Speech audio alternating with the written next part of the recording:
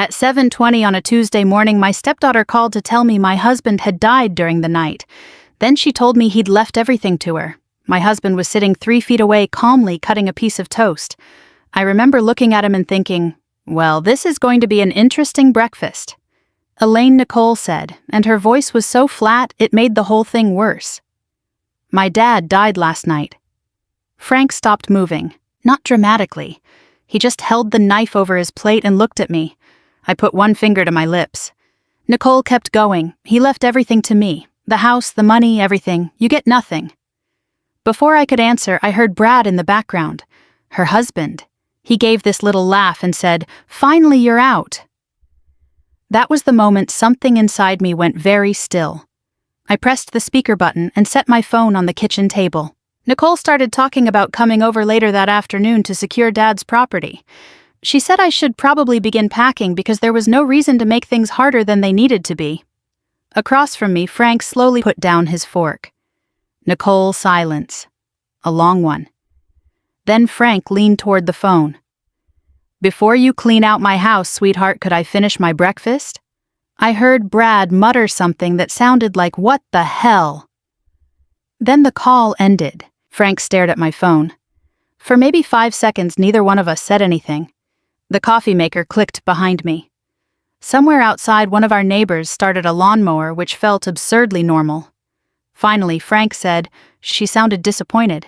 That hurt him more than the money. I could see it. Frank was 66 then, and retirement had not been especially kind to him.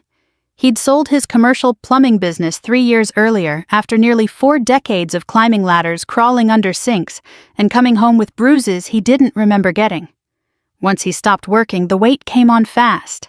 Almost 30 pounds. His right knee had been replaced and still complained every time the weather changed. His heart had started acting up.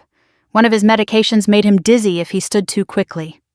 There were mornings when the man who once hauled water heaters up basement stairs needed me to help pull on his compression socks.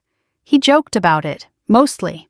2 nights before Nicole's call, Frank had chest pain while we were watching the local news. I drove him to IU Health North in Carmel, where they kept him overnight because his heartbeat was irregular. He came home Monday afternoon, tired, annoyed, and convinced the hospital oatmeal had been designed as punishment. That should have been the end of it. But later we learned our neighbor Tom had left Nicole a voicemail after seeing the ambulance. "Your dad had another scare," he'd said. Elaine took him back in. Didn't sound good. Nicole called the hospital that night. She wasn't listed as Frank's medical representative, so nobody gave her much information. By the next morning, Frank had already been discharged. Apparently, she called his old room and was told he wasn't there anymore. What she did not do was call me and ask is Dad okay. She went straight to Dad is dead, and then straight to the inheritance. That part bothered me. Frank pushed his plate away. How does she know what my will says? I already had an answer I didn't want to give him. 3 weeks earlier, I'd walked into Frank's home office and found Nicole crouched beside the lower filing drawer. She stood up too fast. "Oh, hey, what are you looking for? Dad's old insurance paperwork."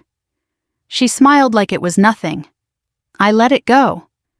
For 14 years, I had worked very hard not to become the suspicious second wife. Frank's first wife, Susan, had died of ovarian cancer years before he met me. Nicole had been an adult when we married, and I never tried to replace her mother. For a long time, Nicole and I got along fine. Then Frank retired. His health changed. And Nicole's questions changed with it. How much did Dad get when he sold the company? Did he ever sell that warehouse? Whose name is the house in now? Frank always had an explanation. She's just curious. She worries about me. She's my daughter. So I stopped pushing. That morning, I wished I hadn't. At 8:03, Frank's cell phone rang. His attorney, Martin Keller. Frank answered. "Morning, Martin." There was a pause. Then Frank's face changed. "No, I'm sitting in my kitchen." Another pause. What I watched him straighten in his chair.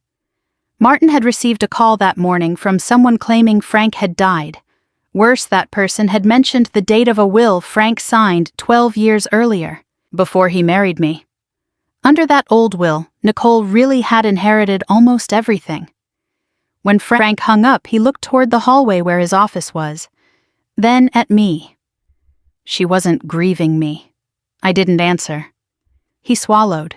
She was waiting for me. Martin wanted us in his office immediately. Frank stood up, slowly favoring his bad knee. His breakfast sat untouched behind him. And for the first time that morning, I realized Nicole's phone call might not have been the problem. It might have been the mistake that exposed the real one. Martin Keller's office was near Keystone at the crossing, about 20 minutes from our house if traffic behaved. I drove. That mattered more to Frank than he wanted to admit. For most of our marriage, he had driven everywhere. Road trips, dinner, doctor appointments, even the 3 blocks to CVS when I could have walked. He liked being behind the wheel. But after his knee surgery and the dizzy spells from his medication, I had gradually become the driver. That morning, he sat in the passenger seat of his own F-150 staring through the windshield. "You okay?" I asked. "I'm apparently dead, Elaine. I've had better Tuesdays." I smiled, but he didn't. Martin was waiting when we arrived. He was 62, silver-haired, careful with his words, and had handled Frank's business and estate documents for years. He closed his office door and put a thick folder on the conference table. First, he said, "You're obviously alive." Frank looked down at himself. "Good start." Martin almost smiled. Then he opened the folder. The old will was exactly where it should have been. Frank had signed it 12 years earlier before we married. Nicole was the primary beneficiary. There was a charitable gift to Riley Children's Foundation, but most of the estate would have gone directly to her. Frank stared at the pages. "She saw this, I can't prove," that Martin said. But whoever called this morning knew its date. What Nicole apparently did not know was that the document had been replaced 5 years earlier. Frank's current estate and plan was nothing like the old one. I had protection if he died first. I could remain in our home. My retirement money stayed mine. Nicole still inherited a substantial amount, and Frank had created education trusts for his grandchildren. Nobody had cut Nicole out. She simply wasn't getting everything. Frank leaned back. "She thought Elaine would lose the house." Martin folded his hands. "If she believed the old will was still controlling, yes." Frank looked at me. "She thought you'd be packing boxes before my obituary was printed." There wasn't much I could say to that. Then Martin gave us the part we hadn't expected. Nicole and Brad had visited his office 6 months earlier. "Together?" I asked. "Together." They hadn't asked directly about Frank's estate. Martin would never have discussed it with them anyway. Instead, they asked what happened when an aging parent became incapable of handling money. Guardianship, powers of attorney, who could take over accounts, whether an adult child could step in if a spouse was making bad decisions. My stomach tightened. I remembered Thanksgiving. Brad had been standing in our kitchen with a beer while Frank struggled to sign into an account on his phone. Brad laughed and said, "One of these days we're going to have to take those passwords away from you, Frank." Everybody laughed, including me. Sitting in Martin's office, it didn't sound funny anymore. On the drive home, Frank kept defending Nicole. Maybe she had panicked. Maybe Brad had put ideas in her head. Maybe she genuinely believed the worst after hearing about the hospital. Finally, I pulled into Panera because neither of us had eaten much. We sat near the window with soup and coffee. "Frank," I said, "believing you died doesn't explain why she already knew what she planned to do with the house." He stirred his soup without eating it. I immediately regretted saying it so sharply. This was his daughter. I could be furious with her and still understand that he remembered a completely different Nicole, the little girl whose bicycle he ran behind the teenager, whose softball games he never missed, the young woman he sat beside when her mother died. After a while, he said, "Maybe I should call her. For what? Tell her I've made a miraculous recovery." I laughed before I could stop myself. He finally smiled. That was Frank. Even on a terrible day, he could usually find one dry little corner of it that was funny. The smile didn't last long. Nicole and Brad arrived at our house around 4. Nicole came through the door crying. She hugged Frank. "Oh my God, Dad, I'm so sorry. The hospital wouldn't tell me anything. I thought you were gone." Frank stood stiffly in her arms.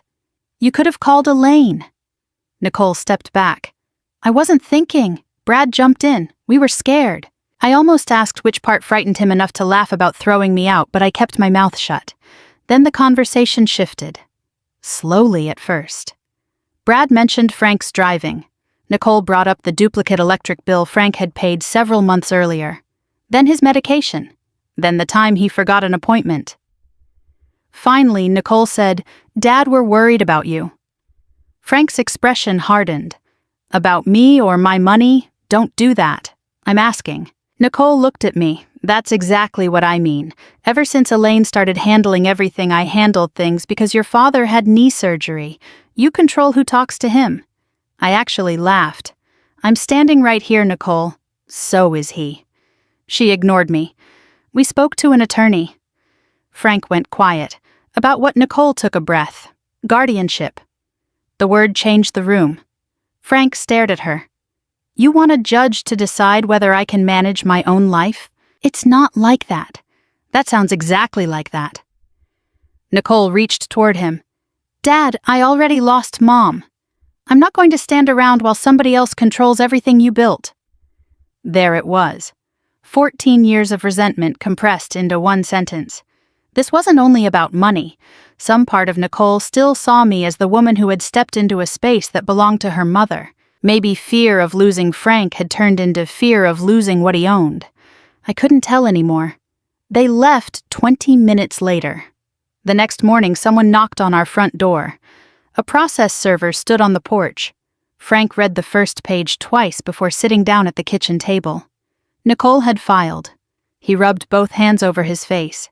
"She really wants a court to say I can't take care of myself." I sat beside him. Yesterday, Nicole had tried to inherit from a dead man. Now she was trying to take control of a living one. And this time she had paperwork. Rachel Donnelly didn't waste time trying to make us feel better. That was one of the reasons I liked her.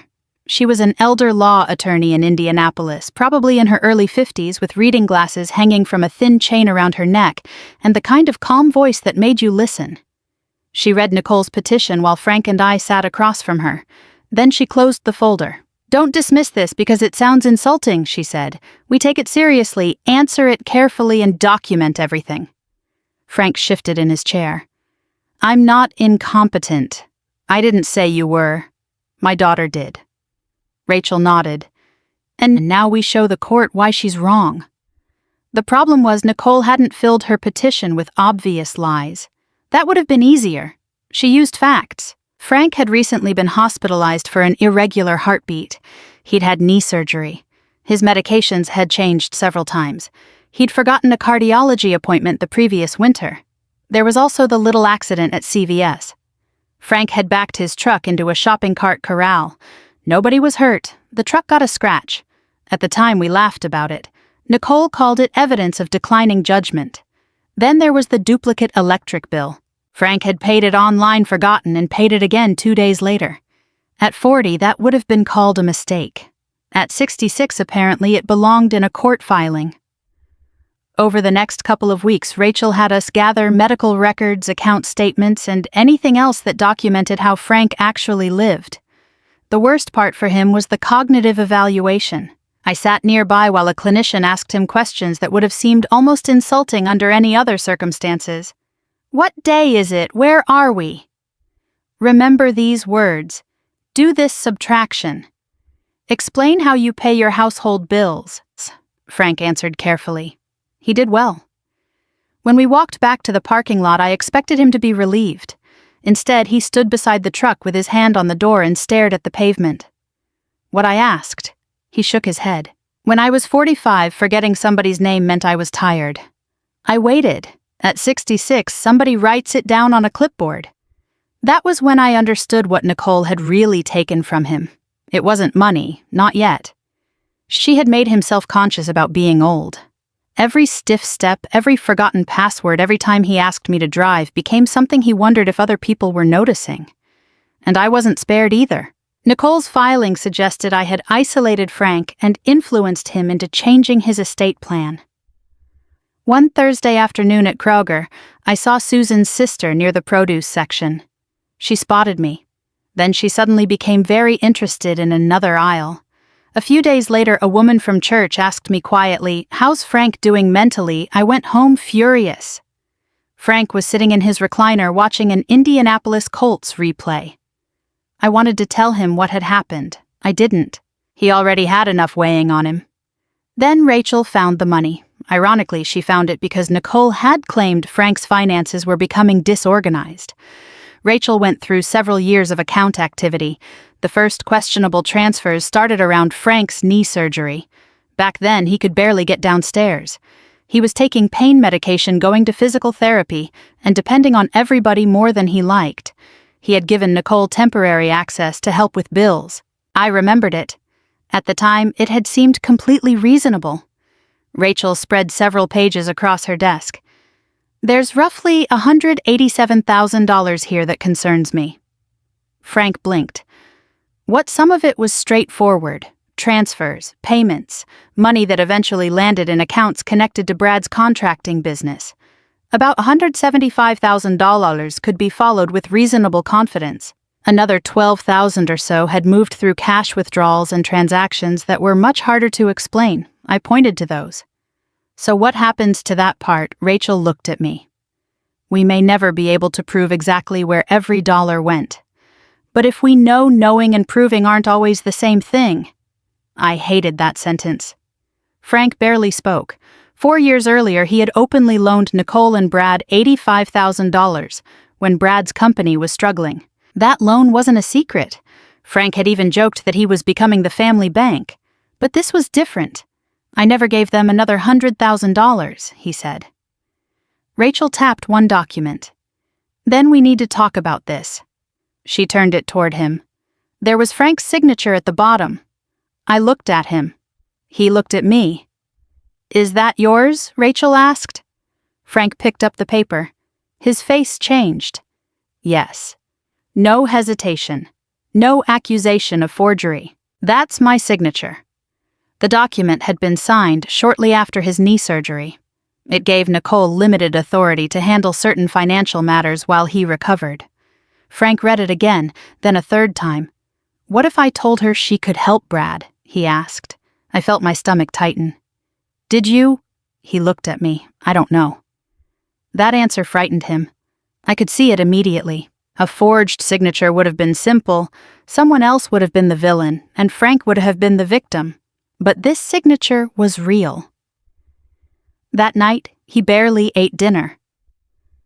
Around 9, I found him sitting on the edge of the guest room bed. He had an old photograph in his hand. Nicole, at maybe 9 years old, missing a front tooth, sitting on Frank's shoulders at the Indiana State Fair.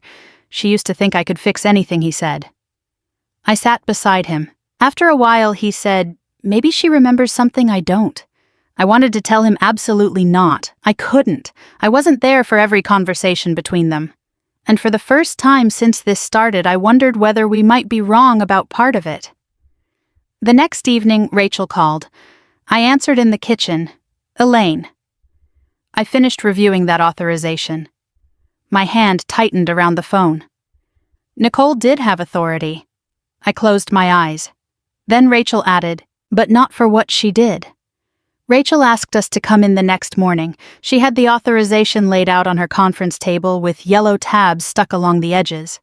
The signature is real, she said, and Nicole did have permission to act for you during your recovery. Frank nodded. We established that, but permission has boundaries. Rachel slid the document toward him. Nicole had been authorized to pay Frank's medical bills, handle household expenses, move money between his own accounts, and take care of certain transactions for his benefit while he recovered from surgery. Rachel tapped one paragraph. What I don't see is permission to finance Brad's company. Frank leaned closer. It isn't there, no. She pulled out another sheet. I also don't see permission to pay their personal credit card contribute toward improvements on their house, or make cash withdrawals unrelated to your expenses. I looked at Frank. He didn't look relieved. That surprised me. For days, he had been terrified that he'd forgotten giving Nicole permission. Now we knew he hadn't not, in any meaningful sense. But the truth was worse in another way. Nicole hadn't forged his trust. She had used it. Frank had handed his daughter a key because he couldn't get around after surgery, and she had quietly started opening doors he never intended her to touch. On the drive home, he said almost nothing. That evening, things finally boiled over between us. He was standing at the kitchen counter looking through old statements when he said, Maybe I still told her she could help Brad once or twice. Frank. I'm saying maybe. We have the paperwork. That doesn't mean we remember every conversation. I put down the dish towel. What do you want me to tell you? I want somebody to tell me what actually happened. I am telling you what I know. He turned toward me. Everybody is telling me what I know. Nicole says I don't remember. Lawyers ask me what I remember. Doctors test what I remember. His voice rose. And now you're doing it. That stung. I'm the one person who isn't. He stopped. I could have told him exactly what he wanted to hear. I could have said you absolutely never gave her permission. But I didn't know that. And after 14 years of marriage, I wasn't going to comfort him with a lie. He went upstairs. I stayed in the kitchen and washed the same coffee mug twice before realizing what I was doing. We barely spoke for the rest of the night. 2 days later, Rachel called with something else. During the exchange of records, her office had received older text messages between Nicole and Brad. One of them explained a lot. Brad had written, "Your dad won't take this public. He'd rather eat the loss than tell everybody his own daughter took money." Nicole's response was shorter. "He always forgives me." Frank read those words at Rachel's office. Then he read them again. I watched something change in his face. Not anger, exactly. Recognition. For years, whenever Nicole got herself into trouble, Frank helped. When she ran up credit card debt in her 20s, he helped. When she needed money after her divorce from her first husband, he helped. When Brad's business nearly folded, Frank loaned them $85,000. Nicole and Brad hadn't necessarily believed their tracks were perfect. They believed it didn't matter.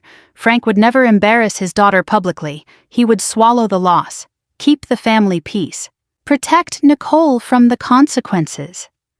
Frank placed the paper back on Rachel's desk. That's what they got wrong. It was the first time since the petition arrived that he sounded like himself. Still getting his confidence back took more than one good sentence. Frank had stopped going to his Thursday breakfast with the men he used to work with. He claimed he wasn't hungry. I knew better. He thought everyone had heard about the guardianship case. One Thursday morning, I dropped his shoes beside his recliner. "Get dressed." He looked over his reading glasses. "Why, we're going to Bob Evans. I'm not hungry." "Good. Their portions are too big anyway." He stared at me. "Is this part of my rehabilitation?"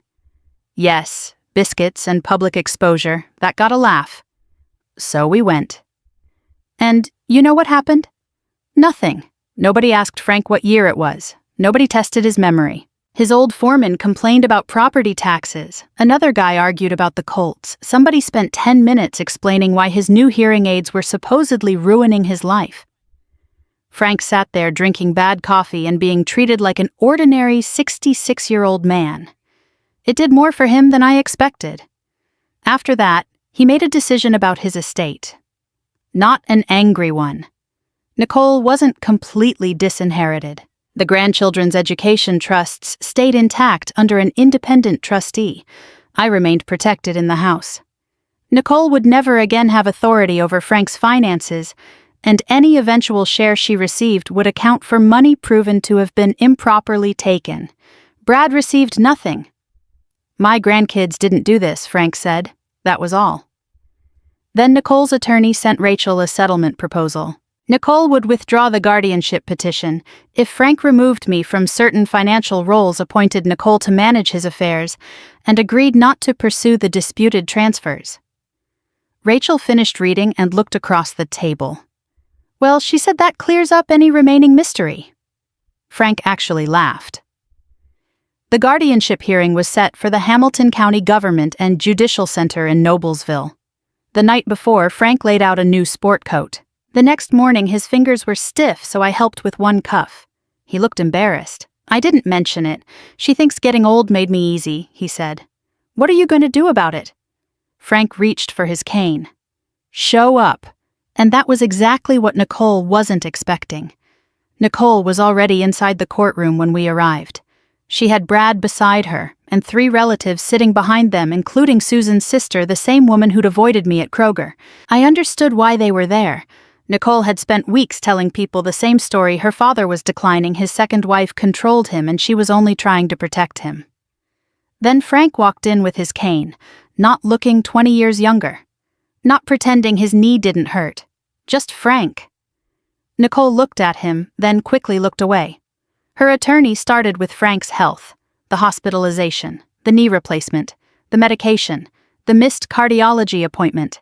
Even the shopping cart corral at CVS made another appearance. Frank answered without trying to make himself look perfect. Yes, I forgot the appointment. Yes, Elaine drives more than I do. Yes, sometimes I walk into a room and forget why I went in there. Nicole's attorney glanced toward the judge. Frank added, "My knees are bad. My hearing isn't what it used to be. None of that means my daughter owns me." I saw Rachel hide the smallest smile. Then came the document I'd been dreading. Nicole's attorney produced the financial authorization.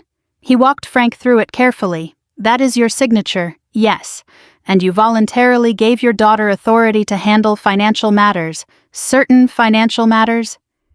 But you trusted her." Frank looked at Nicole. "I did."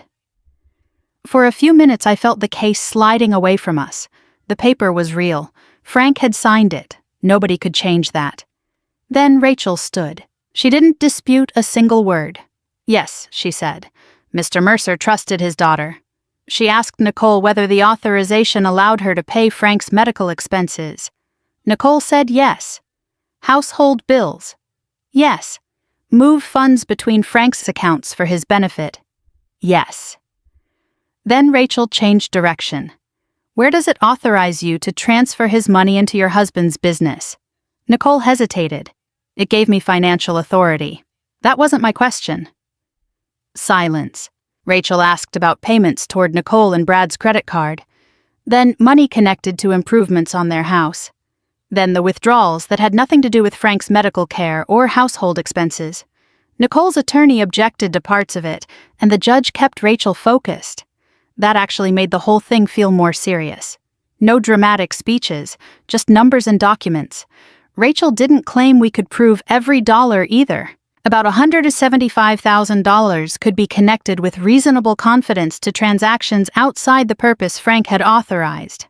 Another $12,000 or so had moved through cash withdrawals and other activity that was too muddy to pin down cleanly. I was glad she admitted that. The truth wasn't perfect. It didn't need to be. Then Frank described the phone call. He told the judge exactly what he'd heard Nicole say that Tuesday morning. "My dad died last night. He left everything to me. You get nothing." Nicole shook her head. "I was confused. I thought he was dead." Frank looked at her. "You thought I was dead? You weren't confused about what you wanted afterward." That was the first moment Nicole started to lose her composure. She insisted Brad had handled many of the transactions. Brad turned toward her. "You knew what we were doing. I knew what you told me. You said your dad wouldn't notice half of it." Nicole's face changed. Brad shut up. Nobody needed to explain what had just happened. Even Brad seemed to realize it about 2 seconds too late. The judge called for order. After that, the room felt different. Near the end, Frank was allowed to speak about his wishes and his relationship with Nicole. He rested both hands on the handle of his cane. "You thought I was weak because I got old," he said. Nicole started crying. Frank didn't raise his voice. "I know I'm slower. Elaine drives when I don't feel steady. She helps me with things I used to do myself. Sometimes I forget names. Sometimes my knee hurts so badly I don't want to leave the house." He paused. "Needing help from my wife doesn't make me my daughter's property." Nicole wiped her face. Frank looked down for a second before continuing. "The money hurt. These court papers hurt. But that wasn't the worst part." He looked directly at her. "The worst part was hearing how happy you sounded when you thought I was dead. Nobody moved. I'd been angry with Nicole for weeks. In that moment I wasn't. I just felt terribly sad for Frank." The guardianship petition failed. There was no movie-style arrest afterward. Nobody put Brad in handcuffs outside the courtroom. Rachel explained that the disputed money was a separate matter. "The guardianship case is over," she told us. "The money isn't. That was good enough." Outside the courthouse, Nicole caught up with me. Frank and Rachel were several steps ahead. "You turned him against me," Nicole said. I looked at her. There were 100 cruel things I could have said. I didn't need any of them. Nicole, your father was sitting beside me when you celebrated his death. I didn't have to turn him against anybody. She opened her mouth, then closed it. Frank came through the doors behind us, leaning a little heavier on his cane than he had that morning. I went to him. You okay? He exhaled, tired. Then he glanced back at the courthouse. For a dead man, I think I did pretty well. I laughed. So did he. And after weeks of doctors, lawyers, accusations, and people deciding what Frank could or couldn't do, we walked to our truck at exactly his pace. Nobody hurried him. Winning in court didn't fix our family. I think that surprised Frank. For months, Nicole barely spoke to him. No Sunday calls, no random pictures of the grandkids. At Thanksgiving, she sent a 2-line text instead of coming over. Frank pretended it didn't bother him. I knew better. One night, I found him sitting at the kitchen table after midnight, turning his phone over in his hands. Maybe I should have just let the money go, he said. And the guardianship, he didn't answer. That wasn't about money, Frank. I know. You can forgive somebody without handing them the keys again? He nodded, but slowly. That was the hard part. Nobody tells you about boundaries. Sometimes doing the right thing doesn't feel good. Sometimes it just hurts differently. The financial dispute took months to settle. We never recovered every dollar. Rachel's office could document roughly $175,000 well enough to pursue, but some cash withdrawals remained too murky. In the end, Nicole agreed to repay a substantial portion over time, rather than keep fighting. Frank accepted it. Brad's contracting company didn't survive the following year. Not because Frank destroyed it. That distinction mattered to me. Frank simply stopped rescuing them. Brad eventually took a salaried construction management job. Nicole went back to full-time work. They sold their oversized house and moved into a smaller place. For years, whenever Nicole fell, Frank had quietly put a cushion underneath her. This time he stepped back. Gravity did the rest. He never punished the grandchildren. Their education trusts remained exactly where they were, except Frank appointed an independent trustee to manage them. My grandkids didn't do this, he reminded me. A few months later, his oldest granddaughter mailed him a birthday card. Nothing expensive, just a card with crooked handwriting inside, "Happy birthday, Grandpa. I love you." Frank read it at the kitchen counter. Then he put it on the refrigerator with a magnet from our old trip to Gatlinburg. He never mentioned the settlement that day. The card mattered more. Life got ordinary again, which was exactly what we needed. Frank started cardiac rehab and complained about it with impressive consistency. He lost 12 pounds over several months. His knee still hurt. He still got lightheaded occasionally if he stood too fast. And yes, sometimes I still helped him with those compression socks. I wasn't exactly aging backward myself. Years of work, menopause stress, and taking care of other people had changed my body too. There was a time when I looked at old photographs and wondered where that slimmer woman had gone. Eventually, I stopped asking. She hadn't gone anywhere. She had simply lived another 15 years. About 8 months after the hearing, Nicole asked Frank to meet her for coffee. Alone. I told him to go.